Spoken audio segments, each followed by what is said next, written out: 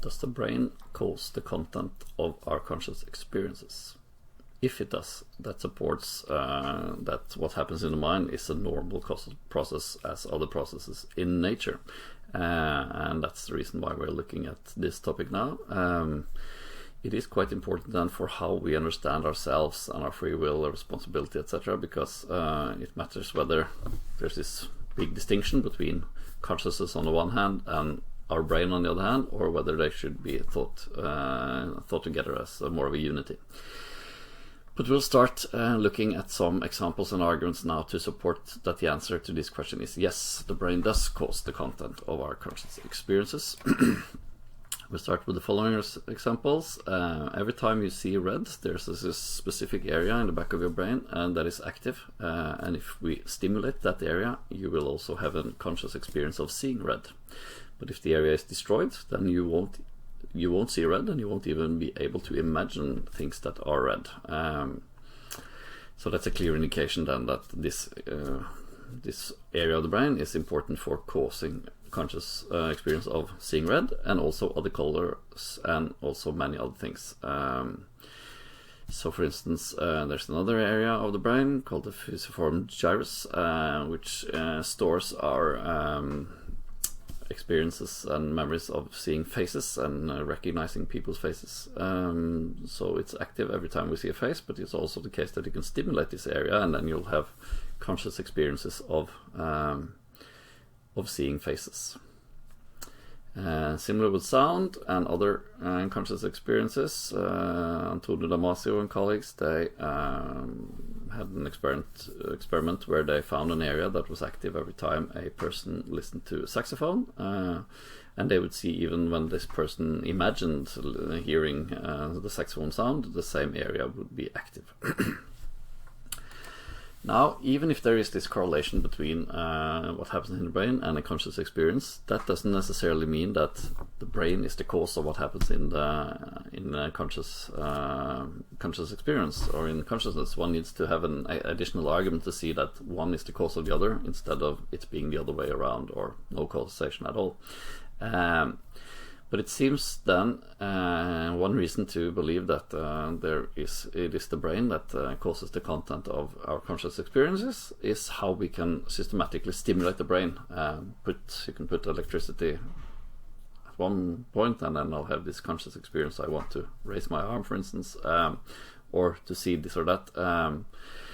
So we have this very systematic from physical brain to conscious experience, where we lack the same kind of argument the other way around. So that's another reason then to think that the brain is what causes the content of the conscious experience. But we'll look at several other arguments in addition to that. So for instance, if it is the brain that causes our conscious experience, for instance, as opposed to there being a soul, independent soul that is what's seeing and thinking, etc. It solves many problems, for instance, hallucinations or phantom pains. Some people can hallucinate that they see a red tomato in front of them, and that's very easy to explain if it is seeing a red tomato means that the brain activates an image of a red tomato, and then you can have this conscious experience of seeing a red tomato even if there is no red tomato in front of you. And of course, when we dream, the brain is making a lot of activating a lot of stuff in our brain that we have conscious experience of experiencing in our dream, and it can be. You can also physically influence someone while they're sleeping and influence then what happens in their dreams. Phantom pains is when you have lost a limb, but you can still feel the limb. And that makes good sense when we know that there's an area in the brain that represents all the different parts of the body. So activity in that area will then still make it feel like you can scratch or have pain in your hand or arm, even if it's not there. So in one case, there was this person who lost his arm, and then first he felt his whole arm and hand. After a while, he didn't feel his arm anymore, but he felt his hand sticking out directly from the shoulder. But after a while, that also disappeared. And that makes good sense because the area in the brain representing the hand is much bigger than the area representing the arm, because it's so important with all the nerves in our fingers, etc.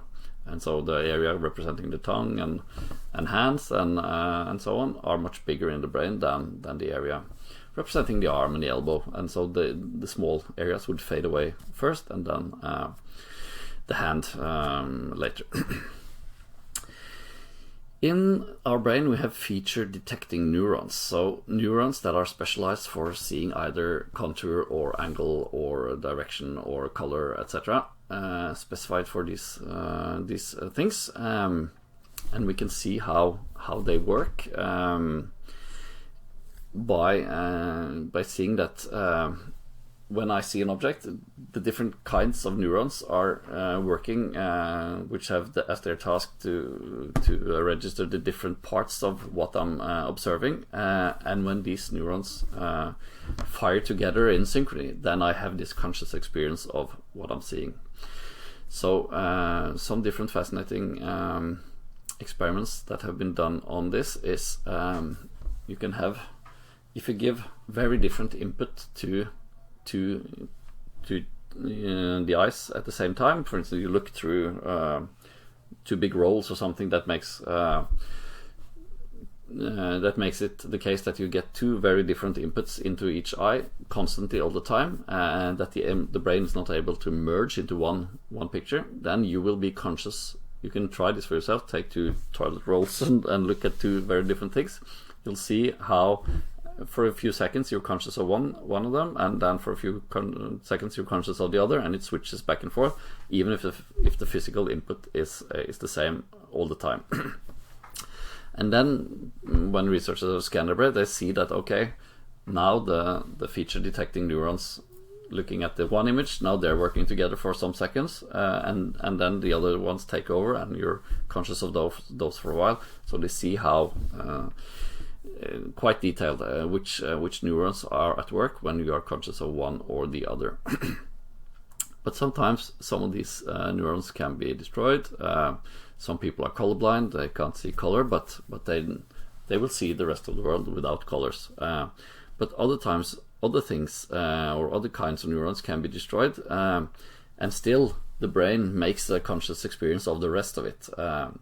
So one famous patient was able to register texture and color, but not the contour or direction. So when they put the banana in front of this person, it was impossible to see is it a banana in this or that direction, etc. But the person could still say this is a banana, because he recognized the texture and the color of a typical banana, and color and texture, but couldn't see whether it was lying or where it was, etc. And there are many different examples of either how people have different areas of the brain destroyed, but the brain makes a strange, still as coherent picture as it can of the rest. Or if we give different input through different senses, then the brain will merge it into a sort of compromise. So again, strongly indicating that the brain takes the physical inputs it gets and turns it into one conscious experience. The brain is also adapted to our surroundings. For instance,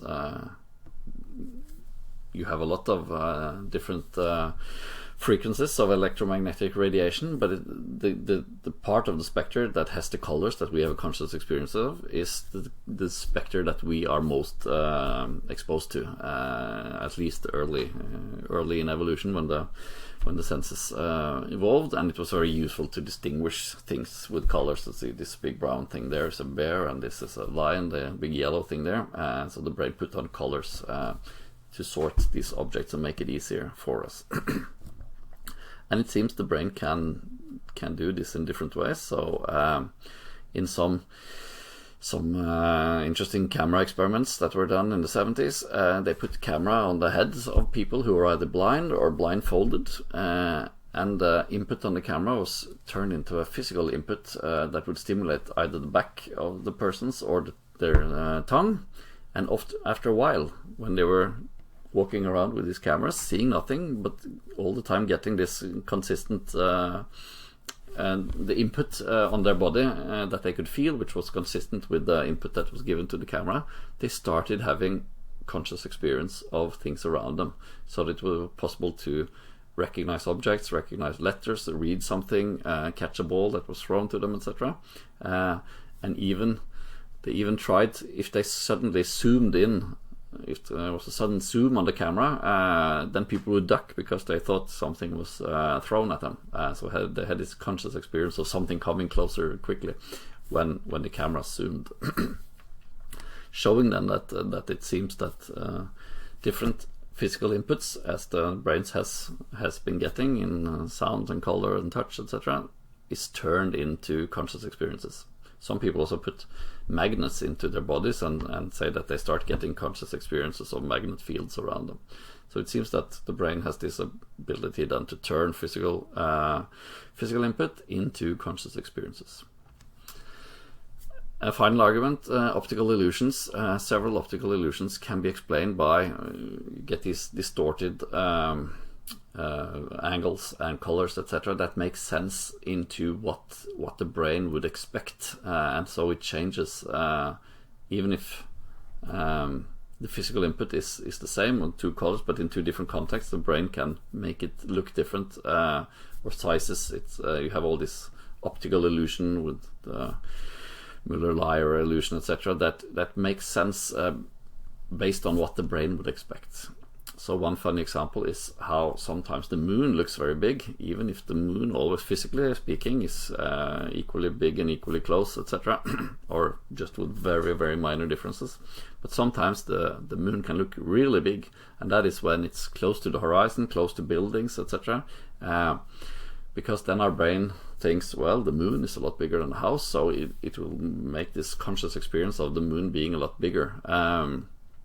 Whereas a few hours later, when it's up on the sky, or even in that situation, if you, instead of looking at the moon next to the house, if you bend over and see through your legs, or you remove the horizon so that you just see moon and sky around, then the moon looks small again. So there are all these sorts of experiments then that makes much better sense if the brain is causing a conscious content than if it's an independent soul that sees and that influences the brain. So this was my my initial more arguments will come, but these are some initial arguments for thinking that it is the brains that is causing our conscious or the content of our conscious experiences.